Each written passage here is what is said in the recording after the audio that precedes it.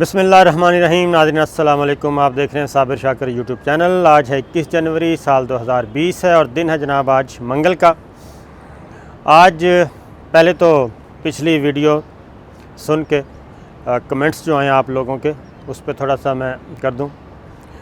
देखें, बात यह है कि बाकी ख़बरें फिर आगे जाके सूरत हाल ये है कि मुश्किलात तो मौजूद हैं और मुश्किलात भी बहुत ज़्यादा हैं, लेकिन आगे कुछ चीज़ें नज़र भी आ रही हैं अच्छी। तो ये जो कुछ हो रहा है, कभी चीनी महंगी, कभी आटा महंगा, कभी टमाटर महंगा, कभी कोई चीज़, महंगाई, बिजली गैस महंगी। उसकी रीज़न एक मैं आपको बता दूं कि ये लूटा पुटा घर था पाकिस्तान और काफ़ी लूटा हुआ था, बर्बाद किया हुआ था। और अगर उसी डगर पे इमरान खान ने चलना है तो वो रास्ता तो बहुत आसान है, लेकिन फिर उसका नतीजा ये है कि हम तो ख़ुद तो बर्बाद होंगे, आने वाली जो हमारी नस्ल है, नेक्स्ट जनरेशन, हमारी औलाद, वो भी बर्बाद होगी और खुदा न खास्ता पाकिस्तान फिर डिफ़ॉल्ट कर जाएगा। अगर हमने कर्ज़े ले लेके इसी तरीके से आगे बढ़े और टैक्स ना लगाए लोगों पे, लोगों को ना पकड़ा, खा वो ब्यूरोक्रेट्स हैं, खा वो ताजर हैं, खा वो कारोबारी लोग हैं, खा वो पॉलिटिशियंस हैं, खा वो जजेस हैं जुडिशरी में हैं, या हमारी मिलिट्री सिक्योरिटी इस्टेब्लिशमेंट है। अगर हमने करप्शन पे काबू ना पाया और अल्लों तल्लों पे काबू ना पाया और वही पॉलिसी रखी कि बस कर्ज़े लेते जाएं और अय्याशी करते जाएं, तो फिर तो ये सूरत हाल कभी भी ठीक नहीं होनी, बल्कि खुदा न खास्ता एक दिन पाकिस्तान का अपना वजूद ख़तरे में पड़ सकता है। क्योंकि जब आप डिफ़ॉल्ट करते हैं कर्ज़े ले लेके, तो फिर आलमी मालियाती इदारे आपकी जो प्रॉपर्टीज़ हैं, यानी कि पाकिस्तान की जो प्रॉपर्टीज़ होंगी, वो प्लज करना शुरू कर देती हैं। इक़्तिसादी पाबंदियाँ, इनसे लेन देन बंद, कारोबार बंद, हर चीज़ बंद। और फिर वो आपसे रिकवरी कैसे करते हैं? वो आपके असासे ख़रीदते हैं। और असासे, हमारा सबसे बड़ा असासा क्या है? वो है एटमी क़ुव्वत होना। तो सबसे बड़ा कंप्रोमाइज़ जो आएगा वो एटमी असासों पे आएगा। तो इसलिए अब वज़ीर-ए-आज़म इमरान खान बिल्कुल एक तब्दीली का नारा लेके आए, ऑनेस्ट हैं, काम करना चाहते हैं, काम कर रहे हैं। एक सादा सी मिसाल है, प्रोटोकॉल नहीं लेते। एक सादा सी मिसाल दे दूं, शहबाज शरीफ साहब के जो कैंप ऑफिसेस थे एज़ चीफ़ मिनिस्टर, वो कोई 12-14 थे। 12-14 लाहौर में ऐसे घर थे जिनका ख़र्चा सरकारी ख़जाने से जा रहा था। जाती उम्रा पूरे का पूरा उन्होंने वज़ीर-ए-आज़म हाउस का, वज़ीर-ए-आज़म का कैंप ऑफिस और वज़ीर आला का कैंप ऑफिस करार दिया हुआ था। उसकी पूरी सिक्योरिटी कौमी ख़जाने से जा रही थी। उसके पास माली, पता नहीं हर तरह के मुलाजमीन, सिक्योरिटी वॉल, वो सारी की सारी सरकारी ख़जाने से जा रही थी। अंदर जो पलने वाले जानवर हैं उनकी खुराक भी सरकारी ख़जाने से जा रही थी। तो अभी जाती उम्रा से कुछ 40 लोगों को फ़ारिग किया गया है। तो जाती उम्रा से 40 लोगों को इसलिए फ़ारिग किया गया कि अब वो लल्ले तलल्ले ख़त्म हो गया, सरकार से पैसा आना बंद हो गया। तो ये चीज़ है। शहबाज शरीफ साहब भी इसी तरह लाखों करोड़ों रुपए खर्च होते थे उनके कैंप ऑफिसेस पे, तमाम को सरकारी दर्जा दिया हुआ था। इसी तरीके से खा वो डिफेंस में घर है, या खा मॉडल टाउन में है, जाती उम्रा में है, कहीं और है, 5-7 ऑफिसेज़ हैं उनको भी। और जब आप कैंप ऑफिस का दर्जा दे दें तो उसका सारा ख़र्चा सरकारी ख़जाना हमारे पैसों से जाता था। अब प्राइम मिनिस्टर इमरान खान है, उनका कोई कैंप ऑफिस नहीं है। इवन उनका जो बनी गाला वाला घर है वो भी उन्होंने कैंप ऑफिस का दर्जा नहीं दिया और वो अपना ज़ाती रहायशगाह रखी हुई है उन्होंने। जो ख़र्चा होता है चाय पानी का वो पीएम ऑफिस में होता है या पीएम हाउस में होता है। तो वो ज़ाती तौर पे बिल्कुल कर रहे हैं, लेकिन उनके पास जो टीम है, यकीनन ये वही टीम है जो पीपल्स पार्टी के साथ थी, मुस्लिम लीग नवाज़ के साथ थी, वही पॉलिटिकल प्लेयर हैं, वो इस वक्त इमरान खान साहब के साथ हैं। और अब तरक्याती फ़ंड्स रक्कासारों ने शोर मचाया हुआ है।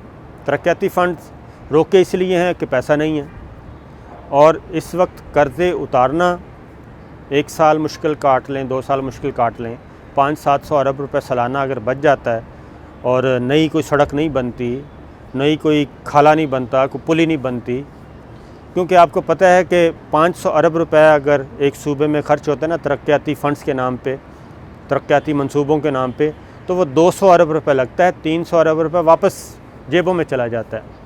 तो वो उसको रोका हुआ है। तो ये सारी तकलीफ़ें तमाम MNAs को, MPOs को पहुंच रही हैं, क्योंकि उनका भी एक ज़ाहिर है, उनका भी एक सिस्टम है, ख़र्चा पानी चलना होता है, वो सारी चीज़ें वो जेब से करनी पड़ रही हैं। यही हाल ब्यूरोक्रेट्स का है। तरक्याती मंसूबे आएंगे, तरक्याती फ़ंड्स रिलीज़ होंगे तो ब्यूरोक्रेट्स को भी उसमें से हिस्सा मिलेगा। ये जो 300 अरब रुपया ऊपर वाला है, ये इन्हीं जेबों में तकसीम होता है। तो इसलिए वो तरक्याती फ़ंड्स रोके हुए हैं। पैसे हैं ही नहीं, रोकना क्या है? जब पैसे होंगे पहले तो कर्ज़े उतारें, ये चीज़ है। बिजली गैस बिल्कुल इसमें कोई शक नहीं कि बहुत ज़्यादा महंगी है। ये आहिस्ता आहिस्ता होनी चाहिए थी, स्टेप बाय स्टेप। पहले साल थोड़ा सा 10-20%, फिर अगले साल 10-20%, फिर उससे अगले साल, इस तरह होना चाहिए था। लेकिन मसला क्या है? मसला ये है जो हमने कर्ज़े लिए हैं उनकी शराइत हैं। उनकी शराइत हैं कि जनाब हम कर्ज़ा आपको दिए हैं, इसको हमने वापस भी लेना है।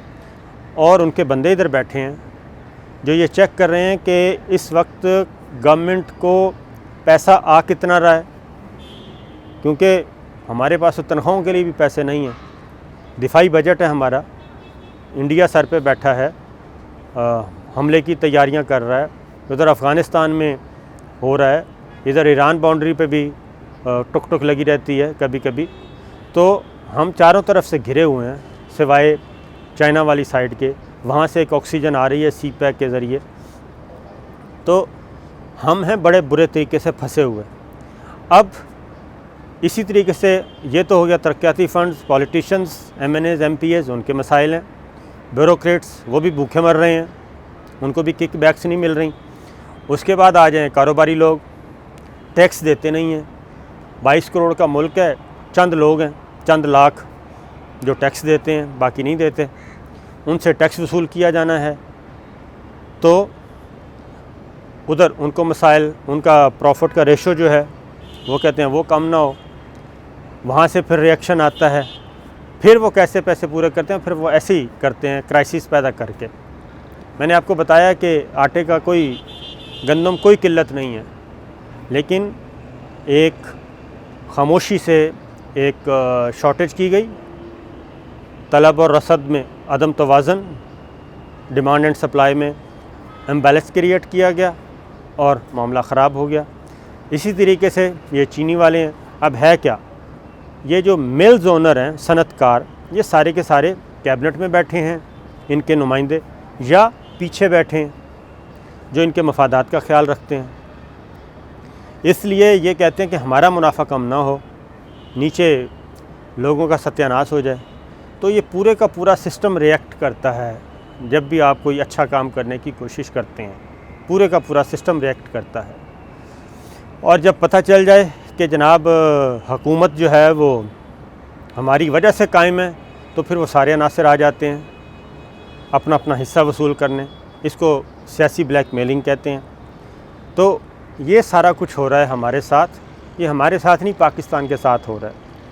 तो प्राइम मिनिस्टर इमरान ख़ान को ज़िद किया जा रहा है कि वो हिम्मत हारें और वो सब कुछ छोड़कर चले जाएं और इक़्तिदार वापस उन्हीं लोगों के पास चला जाए जिनकी वजह से ये सारे मसाइल खड़े हुए हैं। फिर ये है कि हम कुछ आलमी जो ताकतें हैं हमारी, उनको भी हम रिएक्ट कर रहे हैं इस वक्त, जो हमारी लीडरशिप है, उनके भी जो ख्वाहिशात और डिमांड्स हैं वो पूरी नहीं हो रही।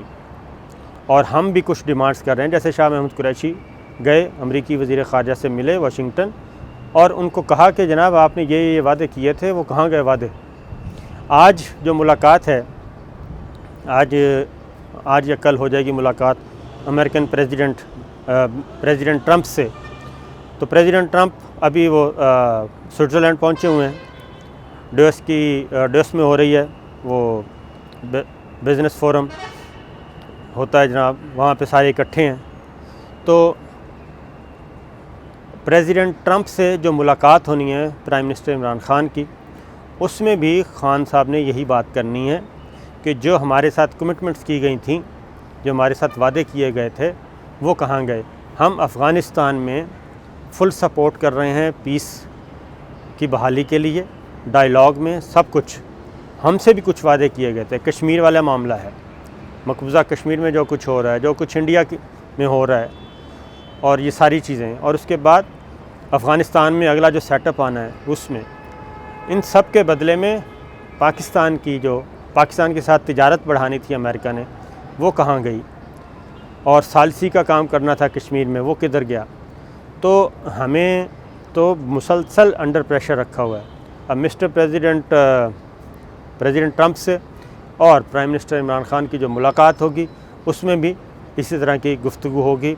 और मैं ये बता दूँ, उसमें कोई पैसिव स्टाइल नहीं होगा, दबे हुए लहजे में बात नहीं होगी, बल्कि वज़ीर-ए-आज़म इमरान ख़ान उनसे गुफ्तगू करेंगे और उनको बताएंगे। तो ये है वो सारी सिचुएशन, क्योंकि माजी में और इस वक्त भी हमारे तमाम इदारे जो हैं, वो प्राइवेट हैं, गवर्नमेंट के हैं, जो भी हैं, वो माफियाज़ की तरह चलते रहे हैं। हर शोबा, हर पेशा वो एक माफिया की तरह रिएक्ट करता है। वो कहता है जनाब, हमें किसी एक को छेड़ेंगे तो पूरे का पूरा शोबा आ जाता है कि हमें कुछ नहीं कहना।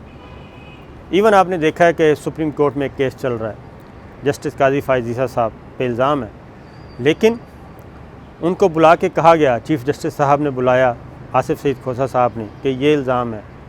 मौजूदा चीफ़ जस्टिस साहब ने भी कहा कि ये इल्ज़ाम है, आप मनी ट्रेल ला दें, बात ख़त्म हो जाएगी।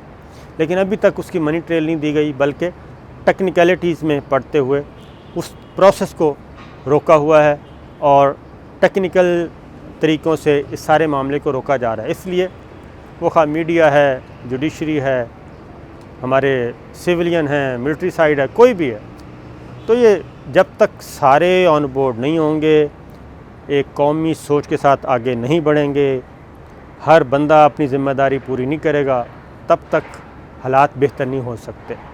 तो इसलिए मायूस ना हुआ करें, दुआ किया करें अल्लाह ताला से।